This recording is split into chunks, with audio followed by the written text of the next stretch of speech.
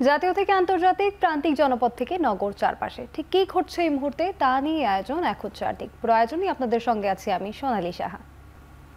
নির্বাচনকে কেন্দ্র করে 15 নভেম্বরের মধ্যে আইন শৃঙ্খলা বাহিনীর প্রস্তুতি ও আনসার বাহিনীর প্রশিক্ষণ সহ সব ধরনের কার্যক্রম শেষ করার নির্দেশনা দিয়েছেন প্রধান উপদেষ্টা ডক্টর ইউনূস। নির্বাচন বানচালে দেশ ও দেশের বাইরে থেকে চাপ এলেও সেটি সামলে দিতে সর্বোচ্চ প্রস্তুতি রাখতে হবে বলে জানান প্রধান উপদেষ্টা।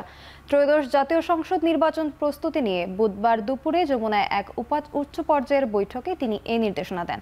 উচ্চ পর্যায়ের এই বৈঠকে আগামী নির্বাচনের আইন শৃঙ্খলা পরিস্থিতি ও সুষ্ঠু নির্বাচন প্রস্তুতি নিয়েও আলোচনা হয়।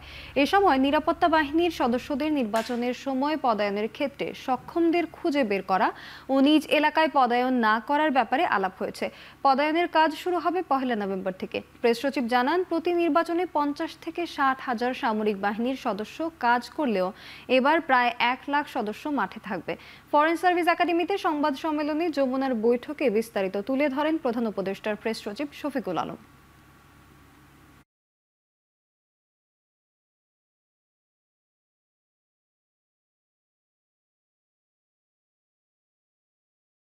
কিছু প্রাইমারি যে কাজগুলো আছে যেগুলো একদম করতেই হবে সেগুলো উনি চাচ্ছেন যে এটা খুব দ্রুত এটা শেষ হোক, 15 নভেম্বরের মধ্যে হলে এটা বেটার। আর কিছু কিছু কাজ তো আছে, যেমন ধরেন শিডিউল ঘোষণা করার পরে তো অনেক কাজ তখন আসবে, সেগুলো করতে হবে। বাট কাজটা খুব এবং আজকে থেকে মানে একটা দিনও যাতে নষ্ট না হয়। সোশ্যাল মিডিয়ার রিলেটেড যেমন একটা কমিটি করা, এটা এই কমিটি একদম উপজেলা উপযুক্ত করা, তারপরে এই যে বডি অন কাম এটার যে প্রকিউরমেন্ট সেগুলো করা, অনেক ক্ষেত্রে আনসারের কিছু কিছু ইস্যু আছে সেগুলো করা। জাতীয় ঐকমত্য কমিশনের প্রতিবেদনের একটি সহজবোধ্য বই প্রস্তুত করে জনগণের জন্য উন্মুক্ত করে দেওয়ার আহ্বান জানিয়েছেন প্রধান উপদেষ্টা ডক্টর মোহাম্মদ ইউনূস।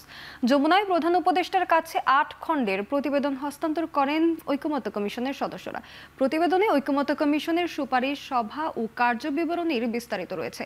এ সময় প্রধান উপদেষ্টা বলেন, এই প্রতিবেদন সাধারণের সহজবোধ্য একটি ভার্সন তৈরি করতে হবে, বই আকারে প্রকাশ করতে হবে, যাতে সাধারণ মানুষ, স্কুল কলেজের শিক্ষার্থীরা বুঝতে পারে এবং অন্যান্যদেরও বুঝতে পারে। আরও বলেন, ভবিষ্যতে এই বইটি যেন শিক্ষার্থীদের জন্য আবশ্য পাঠ্য হয়ে যায় সেটিও বিবেচনায় রাখতে হবে। বইটি ইংরেজি ও বাংলা দুই ভাষাতেই প্রকাশের আহ্বান জানান তিনি।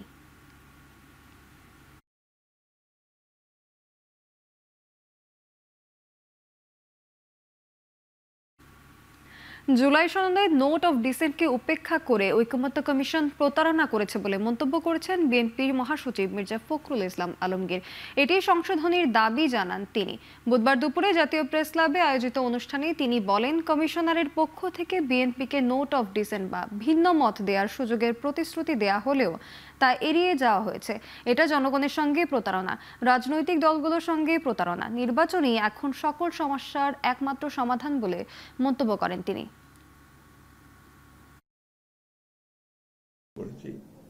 যে আমরা খুব একেবারে অত্যন্ত পরিষ্কারভাবে আমরা কিন্তু যে বিষয়গুলোর সঙ্গে আমরা একমত ছিলাম না, আমরা সেখানে নোট অফ ডিসেন্ট দিয়েছিলাম। সেই নোট অফ ডিসেন্ট গুলো লিপিবদ্ধ করার একটা প্রতিশ্রুতি ছিল তাদের। কিন্তু অবাক বিষয় আমরা লক্ষ্য করলাম যে কালকে যখন তারা প্রকাশ করলেন সেই বিষয়গুলো নেই। নোট অফ ডিসেন্ট গুলো পুরোপুরি উপেক্ষা করা হয়েছে, ইগনোর করা হয়েছে। এটা তো ঐক্যবদ্ধ হতে পারে না। তার ঐক্যবদ্ধ কমিশনটা করা হয়েছিল কেন? এই ঐক্যবদ্ধ কমিশন যে এই নির্বাচনটা যত দেরি হচ্ছে তত বেশি সেই শক্তিগুলো শক্তিশালী হচ্ছে, ফ্যাসিবাদী শক্তিশালী হচ্ছে, যারা বাংলাদেশকে অস্থিতিশীল দেখতে চায়।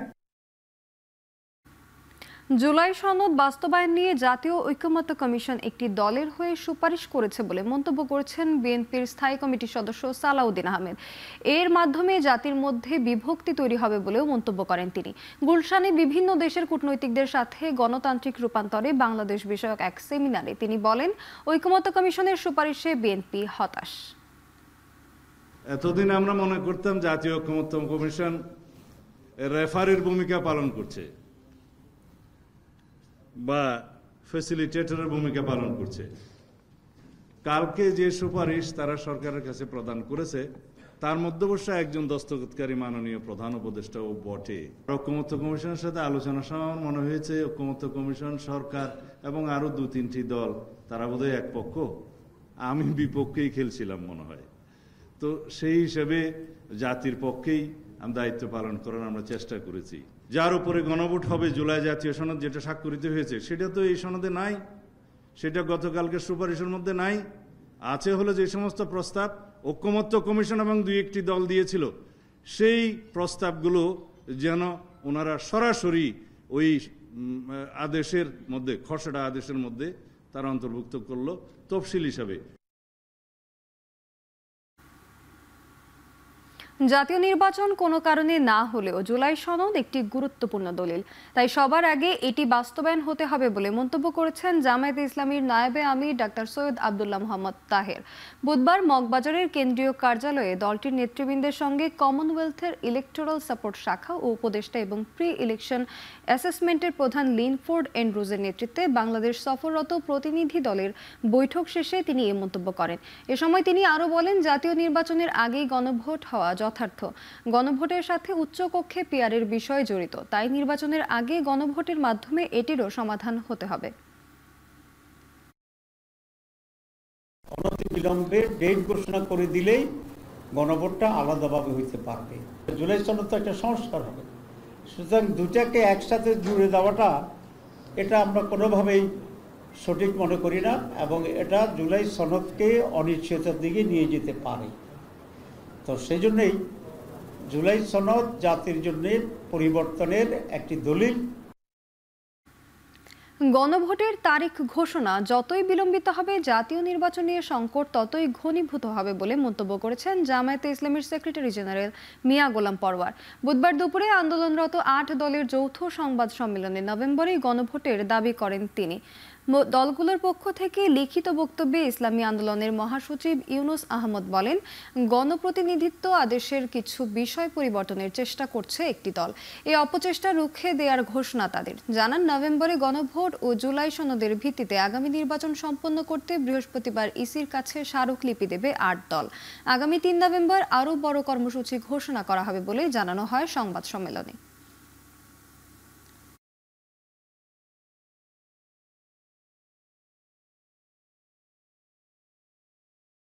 সরকারের এখন দায়িত্ব পড়ে গেছে খুব দ্রুত গণভোটের তারিখ ঘোষণা করা, এবং গণভোটের তারিখ যদি আগে ঘোষণা করানো হয়, আগে বলতে জাতীয় নির্বাচনের আগে নভেম্বরের মধ্যে তারিখ দিয়ে যদি ঘোষণাটা না করা হয়, যত দেরি করা হবে ততই কিন্তু মূল জাতীয় নির্বাচনের তারিখ নিয়ে নতুন সংকট দেখা দিতে পারে।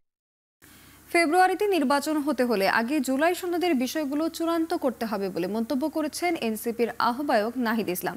বুধবার বিকেলে রংপুরে দলীয় এক অনুষ্ঠান শেষে তিনি আরও বলেন, নির্বাচন কমিশনের নানা কর্মকাণ্ডে জনগণ আস্থা হারাচ্ছে।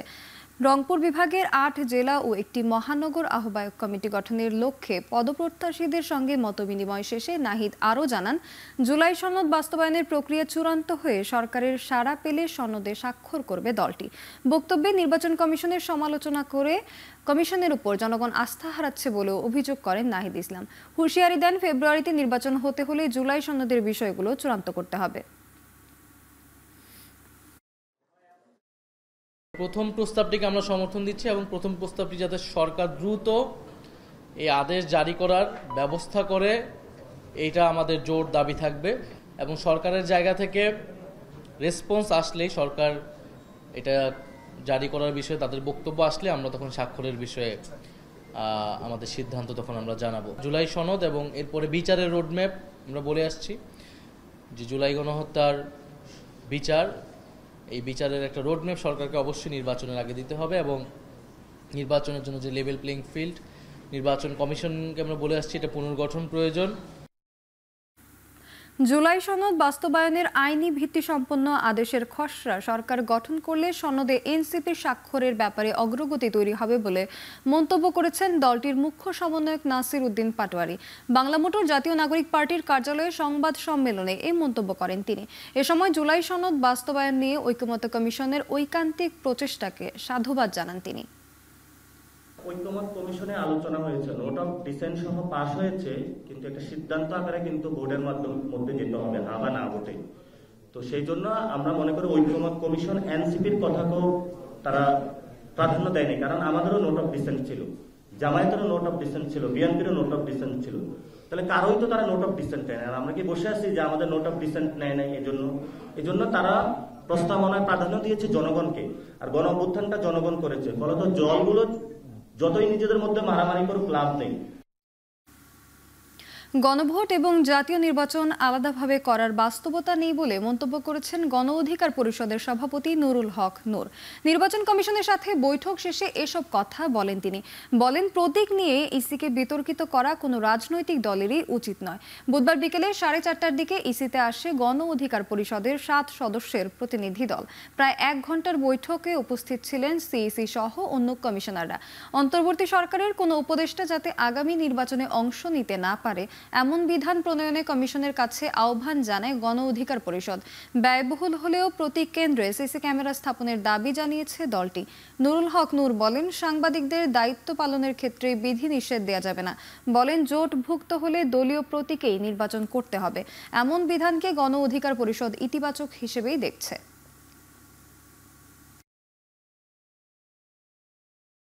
সরকারের উপদেষ্টা কিংবা সরকারের সুবিধাভোগী কেউ যেন এই ইমিডিয়েট নির্বাচনে অংশগ্রহণ করতে না পারে, এই বিষয়টা তো ইলেকশন কমিশনকে কনসার্ন থাকতে হবে, না হলে তো এটার কোনো ইলেকশন প্রশ্নবিদ্ধ হবে। আমাদের অন্যান্য রাজনৈতিক দলগুলোরও উচিত হবে না যে কোনো একটা নিজেদের স্বার্থ সংশ্লিষ্ট ইস্যু নিয়ে বা স্বার্থ নিয়ে আসলে নির্বাচন কমিশনকে বিতর্কিত করা। জুলাই সনদের বাস্তবায়ন প্রক্রিয়া অনৈক্য নয়, মতানৈক্য বলা যেতে পারে। আলোচনা সাপেক্ষে এসব মতানৈক্য দূর করা সম্ভব বলে মন্তব্য করেছেন পরিবেশ উপদেষ্টা সৈয়দা রিজওয়ানা হাসান। গণমাধ্যমকে তিনি আরও বলেন, সরকারের বিরুদ্ধে অভিযোগ স্পষ্ট না, বিভিন্ন মন্তব্য করে উত্তেজনা তৈরি করা রাজনৈতিক কৌশল। সরকার, নির্বাচন কমিশন সহ সবাই ফেব্রুয়ারির নির্বাচন জন্য প্রস্তুত। এই যে রিফর্ম প্রপোজালগুলো এসছে, এইগুলোকে কেমন করে ইমপ্লিমেন্ট করা যায়, এই চ্যালেঞ্জটা এসছে। যেহেতু এই ইমপ্লিমেন্টেশনের ব্যাপারে অনেকের অনেক রকম মতামত আছে, সেটাকে অনৈক্য হিসেবে দেখার কোনো সুযোগ নাই, সেটাকে মতানৈক্য হিসেবে দেখার সুযোগ আছে। আলাপ আলোচনার মাধ্যমে সেই মতানৈক্য দূর করা হবে।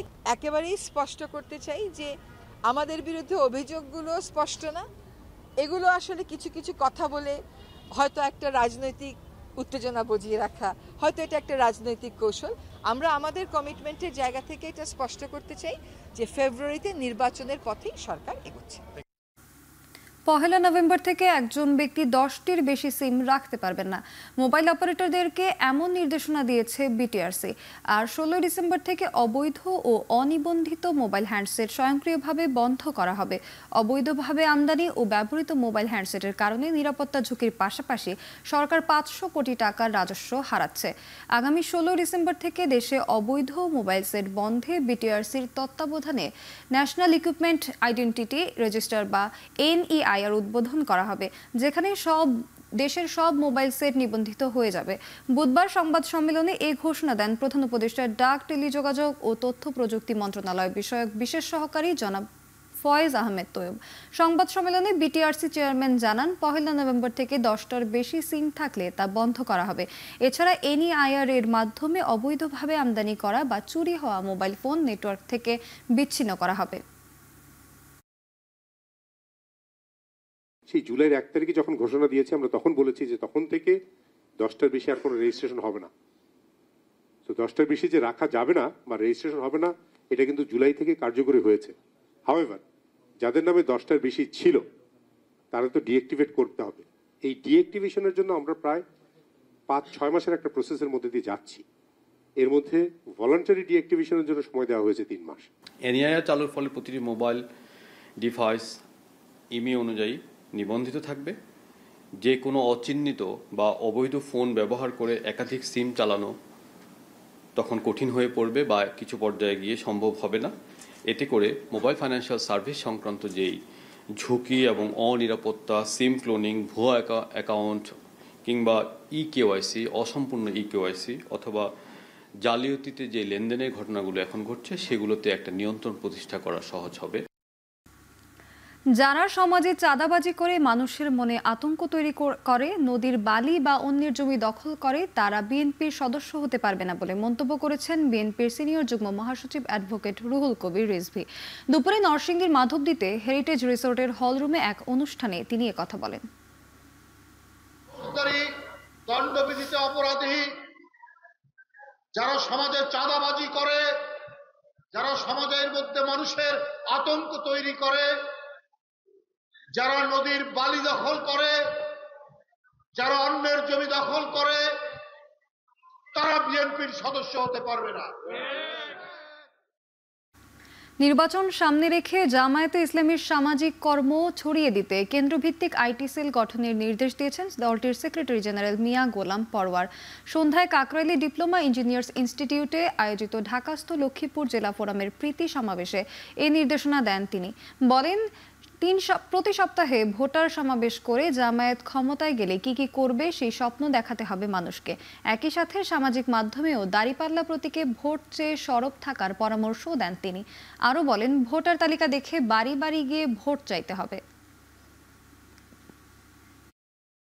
ভোটারের লিস্ট থেকে আলাদা করে তালিকা করে প্রত্যেকের বাড়ি বাড়ি গিয়ে দাড়িপাল্লার ব্যাপারে এখনো যারা হা বলেনি সেই ভোটগুলো আমাদের নিশ্চিত করতে হবে ইনশাআল্লাহ। আল্লাহর যদি রহমত পায় আর জনগণ যদি ভালোবাসে, রাষ্ট্রের দায়িত্ব পেলে কিভাবে আমরা বাংলাদেশ গড়তে চাই, আগামীর এই নতুন মানবিক বাংলাদেশের স্বপ্ন মানুষকে দেখাতে হবে। এইটা দেখাতে হবে আর বলতে হবে যে পেছনে সব দেখেছেন, 3টা দলের শাসন দেখেছেন, শুধু একটা দলের শাসন দেখতে বাকি আছেন। সবাইকে তো দেখেছেন, তো আমরাও তো একবার দাবি করতে পারি যে আমাদের একটা সুযোগ দেন। তত্ত্বাবধায়ক সরকার ব্যবস্থা ফেরাতে করা আপিলের উপর 5ম দিনের শুনানি শেষ। বিএনপির পক্ষে শুনানিতে আইনজীবীরা বলেন, তত্ত্বাবধায়ক সরকার বাতিল করার কারণেই দেশ গভীর সংকটে পড়েছে। পরবর্তী শুনানি রোববার। প্রধান বিচারপতি সৈয়দ রেফাত আহমেদের নেতৃত্বে 7 বিচারপতির পূর্ণাঙ্গ আপিল বেঞ্চে এ শুনানি হয়। সিনিয়র আইনজীবী জয়নুল আবদিন বলেন, রাজনৈতিক স্বার্থ হাসিলের জন্য শেখ হাসিনার সরকার তত্ত্বাবধায়ক ব্যবস্থা বাতিল করেছে। তত্ত্বাবধায়ক সরকার বাতিল করে দেশ গুম খুনের রাজনীতির সংস্কৃতি চলেছে। গত 27 আগস্ট তত্ত্বাবধায়ক সরকার ব্যবস্থা বাতিলের রায় পুনর্বিবেচনা চেয়ে করা আবেদন মঞ্জুর করেন সর্বোচ্চ আদালত। পরে ডক্টর বদিউল আলম মজুমদার, মির্জা ফখরুল ইসলাম আলমগীর, জামায়াত নেতা গোলাম পরওয়ার সহ বেশ কয়েকজন আপিল করেন। এই দেশে যত মারামারি, কাটাকাটি, হানাহানি, যত গুম খুন, মিথ্যা, বানোয়াট মামলা, সব কিছুর মূলে হচ্ছে এই জাজমেন্ট ফি। সেটাই আমি স্টার্ট করেছি। আইন উপদেষ্টা হাইকোর্টের জামিন নিয়ে যে মন্তব্য করেছেন তা অগ্রহণযোগ্য বলে মনে করছেন বিএনপির আইন সম্পাদক ব্যারিস্টার কায়সার কামাল। বুধবার হাইকোর্টে সাংবাদিকদের তিনি বলেন, আইন উপদেষ্টার বক্তব্য স্বাধীন বিচার বিভাগের পরিপন্থী। আরও সতর্ক হয়ে কথা বলার অনুরোধ কায়সার কামালের। বলেন, জুলাই সনদে বিএনপির ঐক্য ধরে রাখার চেষ্টা করছে। Only the judiciary is functioning after 5th of August. সেই ফাংশনিং জুডিশিয়ারির ব্যাপারে আইন মন্ত্রণালয়ের যিনি উপদেষ্টা তিনি যে বক্তব্য দিয়েছেন, আমার কাছে মনে হচ্ছে এই বক্তব্যটা তিনি পাবলিকলি না দিলেও হতো। কারণ কিছু কিছু বিষয় থাকে যেগুলো privilege communication. Being legal adviser of law ministry, ওনার কিন্তু ওনার যে ডিসমে অথবা যদি ফ্রাস্ট্রেশনটা থাকে সেটা কিন্তু যথাযথ প্রক্রিয়ায় মাননীয় প্রধান বিচারপতি মহোদয়ের কাছে তিনি পৌঁছাতে পারতেন। মেট্রো রেলের বিয়ারিং প্যাড খুলে নিহত ব্যক্তির পরিবারকে কেন 2 কোটি টাকা ক্ষতিপূরণ দেওয়া হবে না তা জানতে চেয়ে রুল দিয়েছেন হাইকোর্ট। বুধবার বিচারপতি ফাহমিদা কাদের ও বিচারপতি আসিফ হাসানের হাইকোর্ট বেঞ্চ এ আদেশ দেন। একই সঙ্গে মেট্রো রেলের সার্বিক নিরাপত্তা ও দুর্ঘটনার বিষয় খতিয়ে দেখতে বিশেষজ্ঞ কমিটি গঠন করে 30 দিনের মধ্যে প্রতিবেদন দেওয়ার নির্দেশ দেন আদালত। রিটের পক্ষে শুনানি করেন ব্যারিস্টার আব্দুল্লাহ আল মামুন ও অ্যাডভোকেট তানবির আহমেদ। উল্লেখ্য, 26 অক্টোবর দুপুরে রাজধানীর ফার্মগেট এলাকায় মেট্রো রেলের বিয়ারিং প্যাড খুলে পড়ে আবুল কালাম নামে এক যুবক নিহত হন।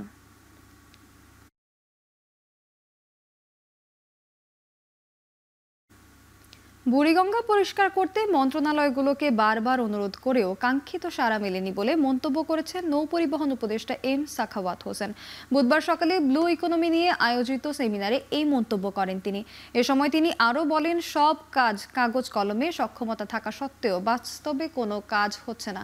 বলেন, রাজনৈতিক সদিচ্ছার অভাবেই সুনীল অর্থনৈতিক কার্যক্রম শুধু পরিকল্পনায় আটকে আছে। এছাড়া গভীর সমুদ্রে সার্ভে করার জন্য কোনো জাহাজ কেনা হয়নি, সেই প্রশ্নও তোলেন নৌ উপদেষ্টা। দেশকে এগিয়ে নিতে দল মত নির্বিশেষে ঐক্য ও সম্মিলিত প্রচেষ্টার প্রয়োজন বলে মন্তব্য করেছেন সমাজ কল্যাণ উপদেষ্টা শারমিন এস মুর্শিদ।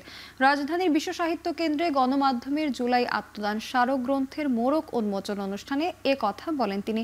অনুষ্ঠানে জুলাই শহীদ সাংবাদিক তাহির জামান প্রিয়র মা অভিযোগ করেন, বৈষম্যের বিরুদ্ধে শুরু হওয়া জুলাই আন্দোলনের পরও দেশে বৈষম্য রয়ে গেছে। গণমাধ্যম কর্মীরা স্বাধীনভাবে মত প্রকাশের সুযোগ পাচ্ছেন না বলেও দাবি তার।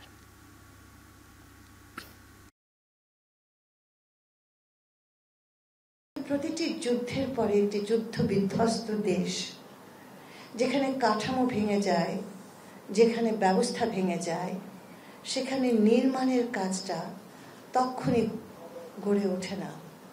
আমরা হচ্ছে সেই হতভাগা অন্তর্বর্তী সরকার, যারা সামাল দিচ্ছে সংকটকে যেন ভেঙে না পড়ে।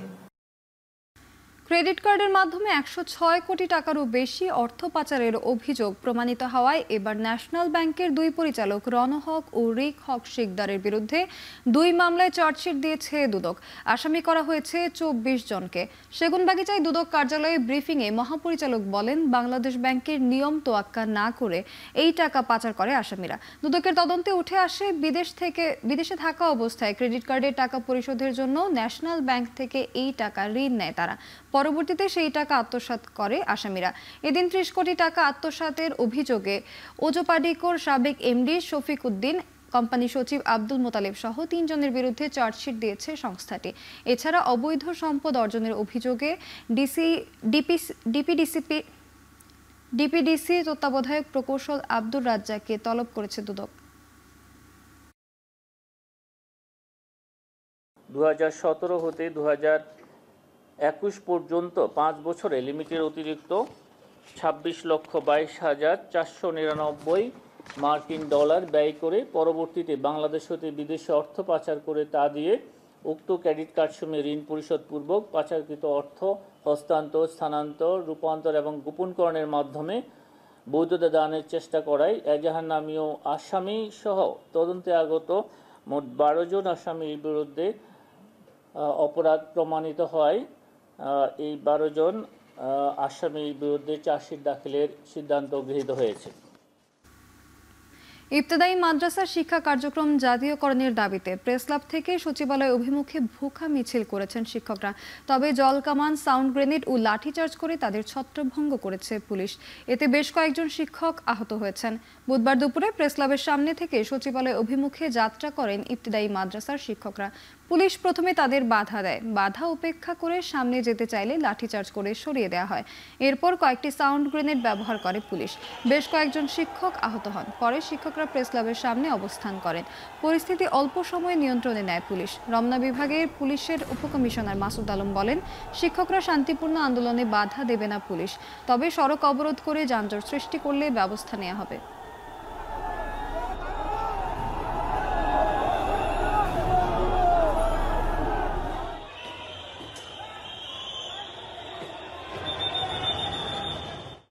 আজকে ওনারা মিছিল করছে যে পল্টন থেকে ঘুরে আসা আবার এখানে অবস্থান নেবে, কিন্তু এর মধ্যে হঠাৎ করে দেখা গেল যে ওই যে আমাদের যে লিং রোড আছে সচিবালয় যাওয়ার মুখে, ওইখানে গিয়ে তারা অবস্থান নেয় এবং ওই লিং রোডের যে ব্যারিকেডগুলো আছে ভেঙে ফেলে। যখনই ভেঙে ফেলে তখন ওইখানে যারা পুলিশ ছিল, আমি অবশ্য দেরি পরে আসছি, তো তারা তাদেরকে প্রথমে বাধা দেওয়ার চেষ্টা করে। ওইখানে ওই যে সাউন্ড গার্ড কয়েকটা মারছে, 3-4টা বা 5টা হবে, মারার পরে তাদেরকে আস্তে আস্তে ছত্রভঙ্গ করে দেয়। এর মধ্যে আমরাও কিন্তু আস্তে আস্তে বুঝে আসি না, চারিদিকে ছড়াই দিই। এবং ওনাদের কাছে ফুল আপডেট আছে যে তাদের এই বিষয়টা একেবারে 95 বা 6% হয়ে আছে, শুধু প্রজ্ঞাপনটা হইতে যতক্ষণ লাগে। বেতন বৃদ্ধির দাবিতে রাজশাহী সিটি কর্পোরেশনের দৈনিক মজুরি ভিত্তিক শ্রমিকরা বিক্ষোভ করেছেন। বুধবার সকালে নগর ভবনের সামনে কাজ ফেলে বিক্ষোভে অংশ নেন শ্রমিকরা। তারা বলেন, দীর্ঘদিন বেতন বৃদ্ধির দাবি জানানো হলেও কর্তৃপক্ষ বিভিন্ন তালবাহানা করছে। বর্তমানে দৈনিক মজুরি 484 টাকা, যা দিয়ে সংসার চালানো অসম্ভব। তাই বৈষম্যের অবসান ঘটিয়ে দ্রুত মজুরি 750 টাকা করার দাবি জানান শ্রমিকরা। দ্রুত দাবি মানা না হলে লাগাতার আন্দোলনের হুঁশিয়ারিও দেন তারা।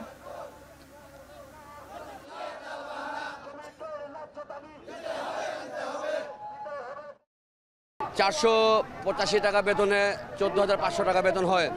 এই বেতন নিয়ে আমরা কিন্তু চলতে পারি না। আমরা খাবো না, ছেলে মেয়েদেরকে পড়ালেখা শেখাবো না, বাড়ি ভাড়া দিব না, কারেন্ট বিল দিব না, পানির বিল দিব।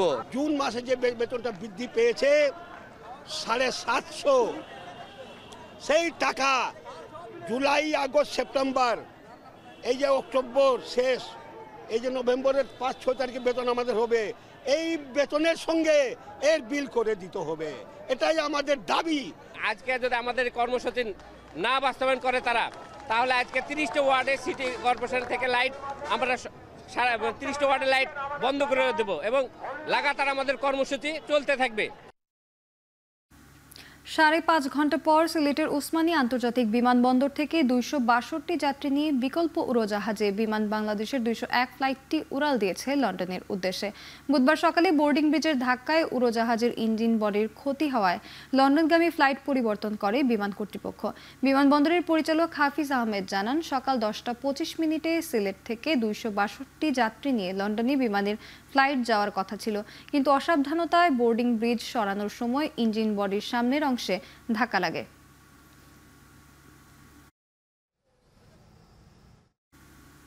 জুলাই গণ অভ্যুত্থানে আশুলিয়ায় 6 জনের লাশ পোড়ানো সহ 7 জনকে হত্যার অভিযোগে মামলায় ট্রাইব্যুনালে সাক্ষ্য গ্রহণ অনুষ্ঠিত হয়েছে। পরবর্তী সাক্ষ্য গ্রহণ বৃহস্পতিবার।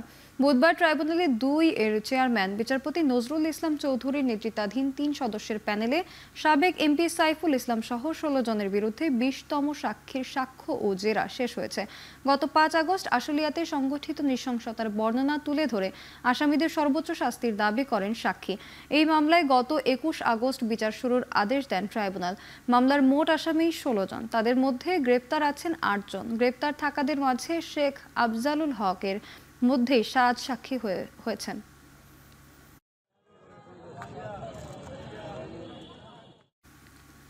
সাভারের সিটি ইউনিভার্সিটিতে হামলা, ভাঙচুর ও অগ্নিসংযোগের ঘটনায় পাল্টাপাল্টি মামলা করেছে সিটি ইউনিভার্সিটি ও ড্যাফোডিল বিশ্ববিদ্যালয় কর্তৃপক্ষ।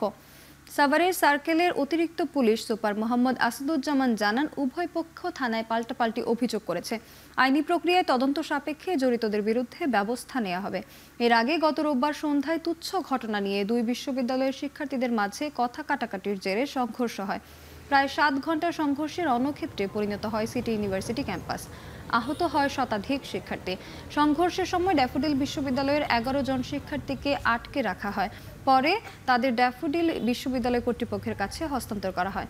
এ সময় আপোষের চেষ্টা করা হলেও বিষয়টি শেষ পর্যন্ত মামলায় গড়ায়।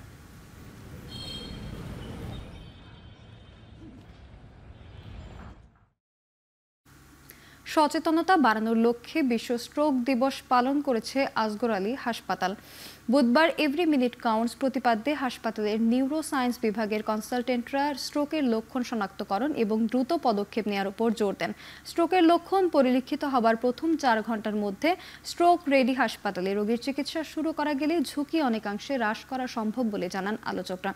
পাশাপাশি স্ট্রোকের ঝুঁকি বাড়ায় এমন বিষয়গুলো নিয়েও আলোচনা করেন তারা। অনুষ্ঠানে উপস্থিত ছিলেন হাসপাতালের সিইও অ্যান্ড ডিরেক্টর অধ্যাপক ডক্টর জাবরুল এস.এম. হক এবং head of operations Morshed Ahmed Chowdhury সহ নিউরো মেডিসিন ও নিউরো সার্জারির চিকিৎসকরা।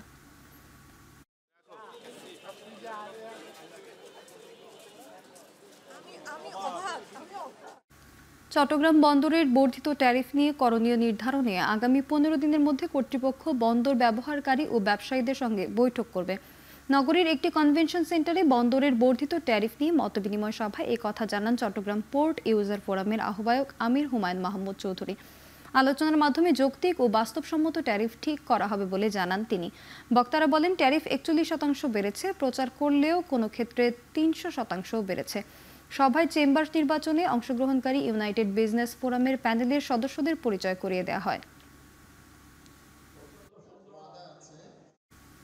সিরাজগঞ্জের শাহজাদপুরে রাস্তা থেকে এক যুবকের ক্ষতবিক্ষত লাশ উদ্ধার করেছে পুলিশ। বুধবার সকালে উপজেলার কৈজুরি ইউনিয়নের গোপালপুর গ্রাম থেকে মরদেহ উদ্ধার করা হয়। স্বজনরা জানান, মঙ্গলবার রাতে নিজ বাড়ি থেকে সিরাজুল মণ্ডলকে ডেকে নিয়ে যায় এক ব্যক্তি। এরপর আর বাড়ি ফেরেনি সে। স্থানীয়রা রাস্তার উপর এই যুবকের মরদেহ পড়ে থাকতে দেখে পুলিশকে খবর দেয়। পুলিশ বলছে, ধারালো অস্ত্রের আঘাতে সিরাজুলকে হত্যা করা হয়েছে। ঘটনায় জড়িতদের ধরতে তদন্ত চলছে বলে জানিয়েছে পুলিশ। নিহত সিরাজুল দীর্ঘদিন প্রবাসে ছিলেন এবং সম্প্রতি তিনি দেশে ফেরেন।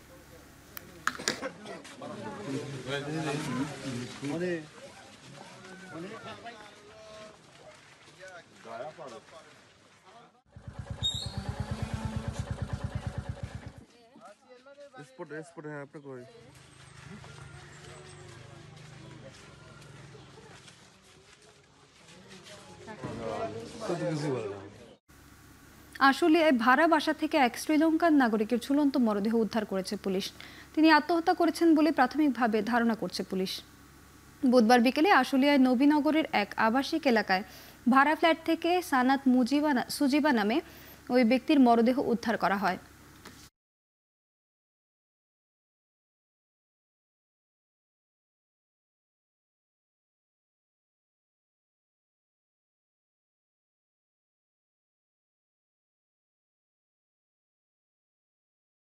ক্যারিবীয় দ্বীপ জ্যামাইকার পর ঘন্টা 193 কিলোমিটার বেগে কিউবায় আঘাত এনেছে হারিকেন মেলিসা। ক্যাটাগরি 3-তে নেমে আসলেও অতি বিপজ্জনক ঝড়ের প্রভাবে এরই মধ্যে প্রবল বন্যা দেখা দিয়েছে কিউবায়। চলতি বছর বিশ্বের সবচেয়ে শক্তিশালী ঝড় হিসেবে জ্যামাইকার উপকূলে আছড়ে পড়ার পর আবারও শক্তি সঞ্চয় করে ঝড়টি। ব্যাপক দুর্যোগপূর্ণ আবহাওয়ায় ভেঙে পড়েছে দেশটির বিদ্যুৎ ও যোগাযোগ ব্যবস্থা। ক্ষতিগ্রস্ত হয়েছে 4 লাখের বেশি মানুষ। আটকা পড়েছে কয়েক হাজার পর্যটক। জ্যামাইকায় ত্রাণ সহায়তা পাঠানোর ঘোষণা দিয়েছেন ট্রাম্প। এর আগে ক্যারিবিয়ান অঞ্চলে ইতিহাসের অন্যতম ভয়াবহ হারিকেন মেলিসার আঘাতে 3 দেশে অন্তত 7 জনের মৃত্যু হয়।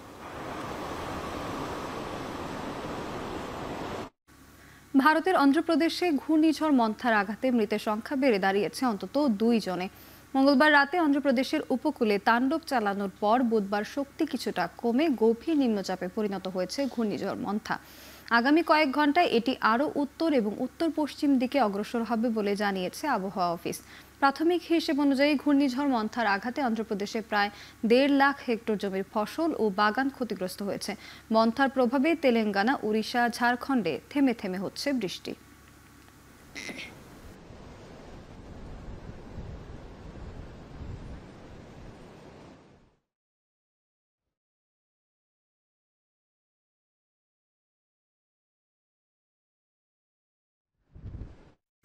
হামাসের বিরুদ্ধে যুদ্ধবিরতি লঙ্ঘনের অভিযোগ তুলে গাজা উপত্যকায় আবারও হামলা জোরদার করেছে ইসরায়েলি বাহিনী। এক রাতের হামলায় হত্যা করা হয়েছে 35 শিশু সহ 104 ফিলিস্তিনিকে। গাজা সিটি, খান ইউনিস ও রাফা অঞ্চলে একযোগে চালানো হয় এই হামলা। এসব অঞ্চলে গুলিবর্ষণের পাশাপাশি বোমা ও বিমান হামলা চালানো হয়। আহত হয়েছেন কমপক্ষে 50 জন। ধ্বংসস্তূপের নিচে চাপা পড়ে আছে বহু মানুষ। যুদ্ধবিরতির পর গাজায় এটি এখনো পর্যন্ত সবচেয়ে বড় হামলা। গাজা উপত্যকায় পুনরায় আক্রমণ জোরালো করতে সেনাদের নির্দেশ দেন ইসরায়েলি প্রধানমন্ত্রী বেনিয়ামিন নেতানিয়াহু।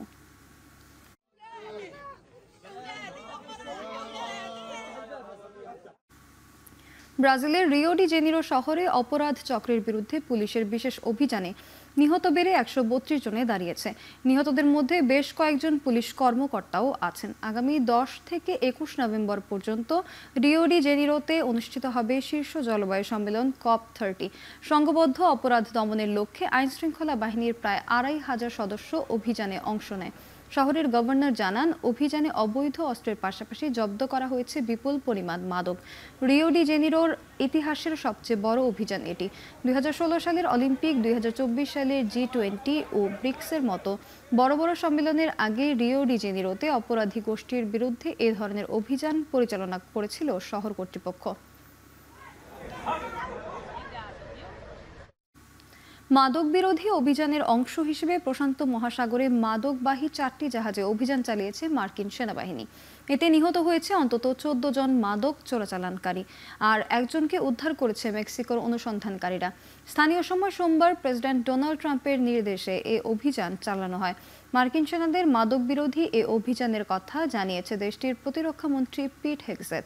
সামাজিক মাধ্যমে এক্সে দেয়া এক পোস্টে একথা জানান তিনি। হেগসেথ জানান, প্রথম অভিযানে 8 জন এবং দ্বিতীয় ও তৃতীয় অভিযানে 6 জন নিহত হয়। জাহাজে থাকা একজন মাদক কারবারি বেঁচে গেছেন বলেও জানান তিনি, তবে তার অবস্থান স্পষ্ট করেনি মার্কিন প্রতিরক্ষামন্ত্রী। বিশ্বের প্রথম প্রতিষ্ঠান হিসেবে বাজার মূল্য 5 ট্রিলিয়ন বা 5 লাখ কোটি ডলার স্পর্শের পথে মার্কিন প্রযুক্তি প্রতিষ্ঠান এনভিডিয়া। 50,000 কোটি এআই চিপ উৎপাদন ও যুক্তরাষ্ট্রের সরকারের জন্য 7টি সুপার কম্পিউটার নির্মাণের পরিকল্পনা প্রকাশের পর থেকে পুঁজিবাজারে ব্যাপক শক্তিশালী অবস্থানে এনভিডিয়া। মঙ্গলবার লেনদেন শুরু হতে না হতেই যুক্তরাষ্ট্রের ক্যালিফোর্নিয়ায় সান্টা ক্লারা ভিত্তিক প্রতিষ্ঠানটির শেয়ার দর বেড়ে যায় প্রায় 3%। এর আগে ওয়াশিংটনে প্রতিষ্ঠানটির ডেভেলপার কনফারেন্সের প্রধান নির্বাহী জেনসেন হুয়াং জানান, সারা বিশ্বে কৃত্রিম বুদ্ধিমত্তা খাতের কেন্দ্রে রূপ নিচ্ছে এনভিডিয়া।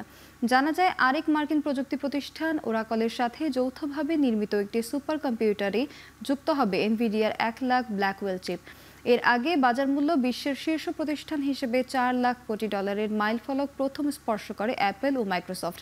বৈশ্বিক প্রযুক্তি খাত পুনর্গঠনের অগ্রযাত্রায় অ্যাপল মাইক্রোসফটকে ছাড়িয়ে 5 লাখ কোটি ডলারের বাজার মূল্যের কাছাকাছি প্রথম পৌঁছল এনভিডিয়ায়।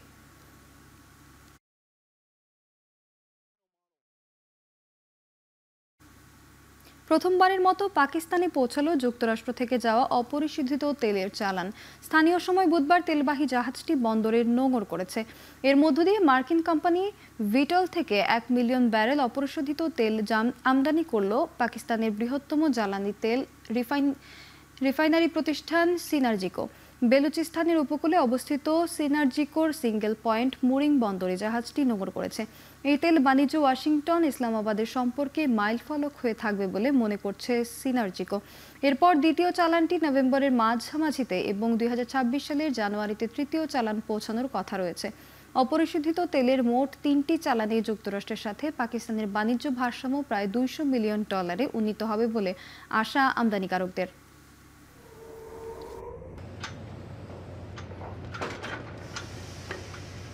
এদিকে চট্টগ্রামে বাংলাদেশ ওয়েস্ট ইন্ডিজের মধ্যকার দ্বিতীয় টি-20 ম্যাচ চলার সময় সাকিব আল হাসানের প্ল্যাকার্ড প্রদর্শন ও জয় বাংলা স্লোগান দেয়াকে কেন্দ্র করে সংঘর্ষের ঘটনা ঘটেছে। এ সময় 10 জন জুলাই যোদ্ধা আহত হয়েছেন। গুরুতর আহত মেহেদি হাসান, নুরুল হুদা ও স্বপন নামে 3 জনকে ভর্তি করা হয়েছে চট্টগ্রাম মেডিকেল কলেজ হাসপাতালে। তারা জানান, খেলা চলাকালীন গ্যালারিতে কিছু যুবক হঠাৎ সাকিব আল হাসানের প্ল্যাকার্ড প্রদর্শন করে। একই সাথে তারা জয় বাংলা এবং সাকিব আল হাসানের পক্ষে স্লোগান দিতে থাকে। পাশে থাকা জুলাই যোদ্ধারা এ সময় তাদের বাধা দিলে দুই পক্ষের মধ্যে সংঘর্ষ বাধে। এ সময় গ্যালারিতে উত্তেজনা ছড়িয়ে পড়ে। আহতদের অভিযোগ, এরা সবাই নিষিদ্ধ ছাত্রলীগ কর্মী ও সাকিব আল হাসানের অনুসারী। জয় বাংলা স্লোগান দেওয়ার পর তাদেরকে বাধা দিতে গেলেই সংঘবদ্ধ হয়ে হামলা করে। আহতদের মধ্যে কেউ কেউ এনসিপি কর্মী।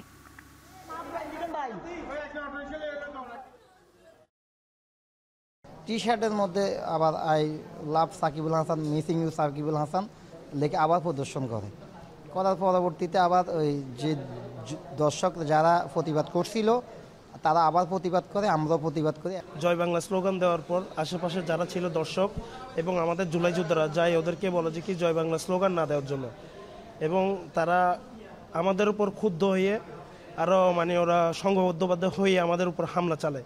মানা করা সত্ত্বেও তারা এটার কোনো কর্ণপাত করে নাই। পরে এক পর্যায়ে এসে তারা সংঘবদ্ধভাবে এদের উপর হামলা করে। আন্তর্জাতিক ক্রিকেটে ইংল্যান্ডের সর্বোচ্চ উইকেট শিকারী জিমি অ্যান্ডারসনকে নাইটহুড খেতাব দেওয়া হয়েছে। উইন্ডসর ক্যাসেলে প্রিন্সেস অ্যান তাকে এই সম্মানে ভূষিত করেন। 22 বছরের ক্যারিয়ারে ইংল্যান্ডের হয়ে 188 টেস্টে 704 উইকেট নেন অ্যান্ডারসন। টেস্টে পেসারদের মধ্যে তিনিই সর্বোচ্চ উইকেট শিকারী। ইংল্যান্ডের হয়ে ওয়ানডেতেও সর্বোচ্চ উইকেট শিকারী জিমি। 194 ম্যাচে নেন 269 উইকেট। এছাড়া 19টি আন্তর্জাতিক টি-20তে তার উইকেটের সংখ্যা 18। ক্রিকেটে অসাধারণ অবদানের জন্য যুক্তরাজ্যের সাবেক প্রধানমন্ত্রী ঋষি সুনাকের সম্মাননা তালিকায় অ্যান্ডারসনের নাম অন্তর্ভুক্ত করা হয়। যুক্তরাজ্যের বিদায়ী প্রধানমন্ত্রীরা বিভিন্ন অঙ্গনে অবদানের স্বীকৃতিস্বরূপ নাইট করে যেতে পারেন, যা রাজা অনুমোদন করেন।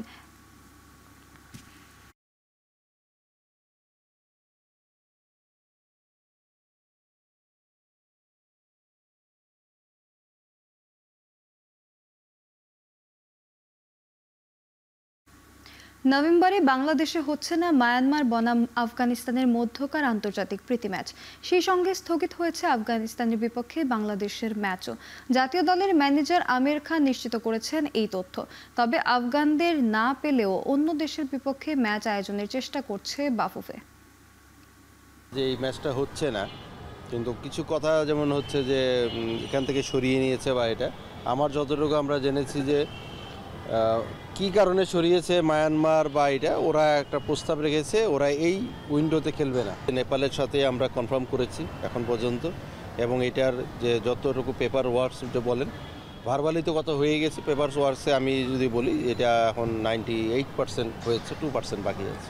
আফ্রিকান একটা যে টিম আছে, মানে দেশ আছে আফ্রিকান, মোজাম্বিক, তার সাথেও আমরা কথা আমাদের চলছে, এবং কেনিয়া, দুইটার দলের সাথে আমাদের কথা করছি, দেখা যাক যেটা। শেষ করছি এখন চারদিক। এখন টেলিভিশন ওয়েবসাইটে দেখতে ভিজিট করুন www.ekhon.tv। এছাড়া ফেসবুকে দেখতে ভিজিট করুন facebook.com/tv.ekhon, আর ইউটিউবে দেখতে ভিজিট করুন youtube.com/c/ekhon tv।